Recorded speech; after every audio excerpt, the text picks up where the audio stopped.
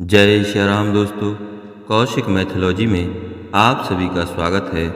आज मैं आप लोगों को बताने जा रहा हूँ राजस्थान की रहने वाली श्री राम भक्त फुलीबाई के बारे में। राम भक्त फुलीबाई भगवान की इतनी बड़ी भक्त थीं कि वह राम नाम की भक्ति के प्रभाव से असंभव कार्य को भी संभव कर सकती थीं। आइए आज हम जानते हैं उनकी राम भक्ति के कुछ चमत्कारों के बारे में। राजस्थान की फुलीबाई भक्त बहुत अधिक प्रसिद्ध हैं। वे राम भक्त थीं। कहा जाता है कि उनके पति की मौत काफ़ी कम उम्र में हो गई और उसके बाद फुलीबाई के माता पिता ने कहा कि चल बेटा, तुम्हारे पति तो परमात्मा हैं और उन्हीं से तुमको दीक्षा दिला देते हैं। दीक्षा प्राप्त करने के बाद फुलीबाई राम भक्ति में इस कदर लीन हो गई, ध्यान जप और प्राणायाम से उनको यह एहसास हो गया कि प्राणी के सच्चे हितैषी तो भगवान श्री राम ही हैं।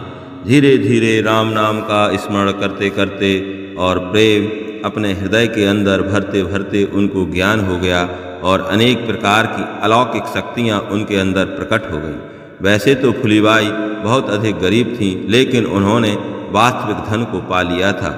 उस धन को बहुत ही कम लोग प्राप्त कर पाते हैं। वह गोबर के कंडे बनाकर अपना जीवन चलाती थीं। उनकी एक पड़ोसन थी जो काफ़ी लालची औरत थी। वह फुलीबाई के कंडे चुरा लेती थी। तो एक बार फुलीबाई ने उससे कहा, बहन, तू कंडे की चोरी करके अपने मन और बुद्धि को अपवित्र मत कर। ऐसा करने से तेरा मन मलिन होगा और भगवान तुझसे नाराज हो जाएंगे।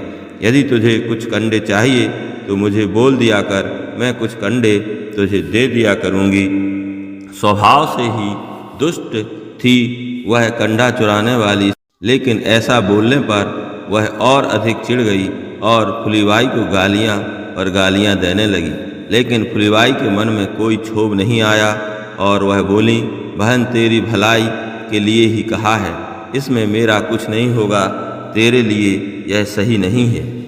तो उसके बाद फुलीबाई समझ गई कि यह दुष्ट महिला ऐसे नहीं सुधरने वाली है। तो फुलीबाई ने उसको थोड़ा सुना दिया तो झगड़ा बढ़ गया। पंचायत बुलाई गई। वह दुष्ट स्त्री पंचायत के सामने बोली, फुलीबाई चोर है और यह मेरे कंडे चुरा कर ले जाती है। फुलीबाई बोली, मैं चोर नहीं हूँ, चोरी करना मैं पाप समझती हूँ। उसके बाद मुखिया ने पूछा, हम कैसे यह निर्णय करें कि कंडे किसके हैं, क्योंकि दोनों कंडों का आकार भी समान है और इनमें से किसी के ऊपर भी यह तो नहीं लिखा है कि यह किसके कंडे हैं। यह तो धर्म संकट की स्थिति है। जो स्त्री कंडे की चोरी करती थी उसका पति अच्छा कमाता था, लेकिन वह मलिन मन की वजह से चोरी करती थी। ऐसा नहीं कि हर कोई गरीबी की वजह से चोरी करता हो। असल बात तो यह है कि आपको गरीबी की वजह से चोरी करने वाले लोग बहुत कम मिलेंगे, वरन अमीर लोग अधिक चोरी करने वाले मिलेंगे। कोई राजनेता बनकर चोरी करता है तो कोई रिश्वत लेकर चोरी करता है। इस प्रकार के इंसान इसलिए चोरी करते हैं ताकि वे अपनी वासनाओं की पूर्ति कर सकें। इन इंसानों की बुद्धि पर अज्ञान की छाप होती है और जब अज्ञान की छाप हट जाती है तो सारे बुरे काम बंद कर देते हैं।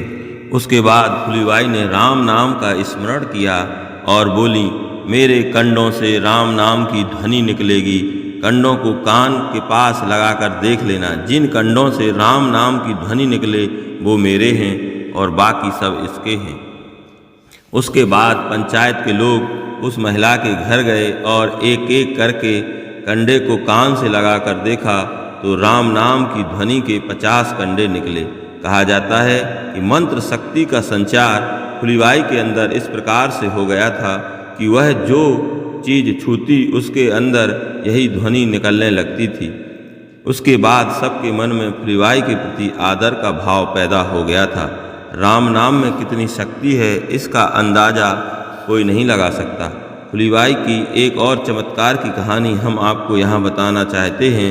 यह सब तो प्रभु राम का चमत्कार ही था। हम तो सिर्फ राम के दास हैं। राजा यशवंत सिंह के सैकड़ों सैनिकों की टुकड़ी जब दौड़ कर आई तो उनमें से एक सैनिक फुलीबाई की झोपड़ी में पहुंचा और उसने पानी पीने के लिए मांगा। फुलीबाई ने कहा, बेटा अभी आप दौड़ कर आए हो और बिना कुछ खाए पिए ही पानी पीना ठीक नहीं है, इससे स्वास्थ्य खराब हो जाता है। पहले थोड़ी सी रोटी खा लो और उसके बाद पानी पी लेना।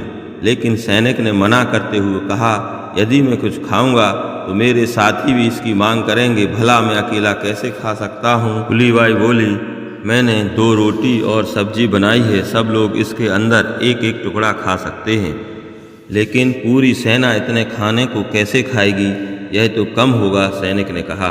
फुलीबाई ने कहा, उसकी चिंता तुम मत करो, भगवान राम मेरे साथ हैं। उसके बाद फुलीबाई ने भगवान राम का नाम लिया और रोटी और सब्जी को कपड़े से ढक दिया और मंत्र जाप किया। इसके बाद वह एक एक सैनिक को सब्जी और रोटी देने लगी। उसके बाद पूरी सेना ने रोटी खाई और सैनिक फुलीबाई के हाथों से बनी रोटी खाकर बहुत प्रसन्न हुए।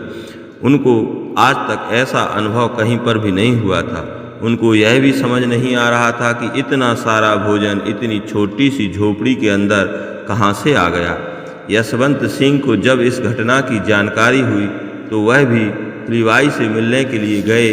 राजा यशवंत सिंह अपना मुकुट उतारकर फुलीबाई के सामने नम्र भाव से खड़े हो गए।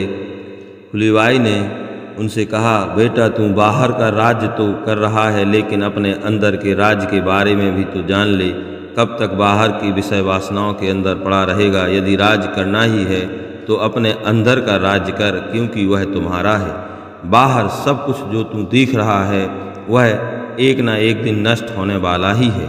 जो भी कार्य करे वह तटस्थ होकर कर, राग द्वेष उसके अंदर मत रख। यदि यह राग द्वेष रखेगा तो बंधन में डालेगा।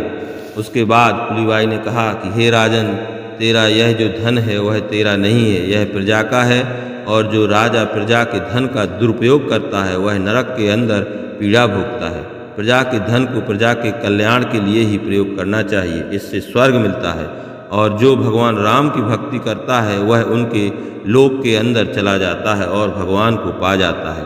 और जो भगवान को जानने की इच्छा करता है वह भगवत स्वरूप हो जाता है।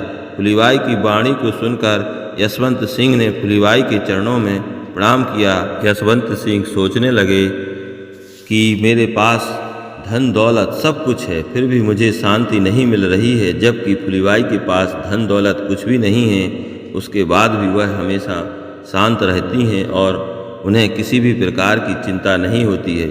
सचमुच यह अद्भुत है और सच्चा सुख तो भगवान की भक्ति के अंदर ही है।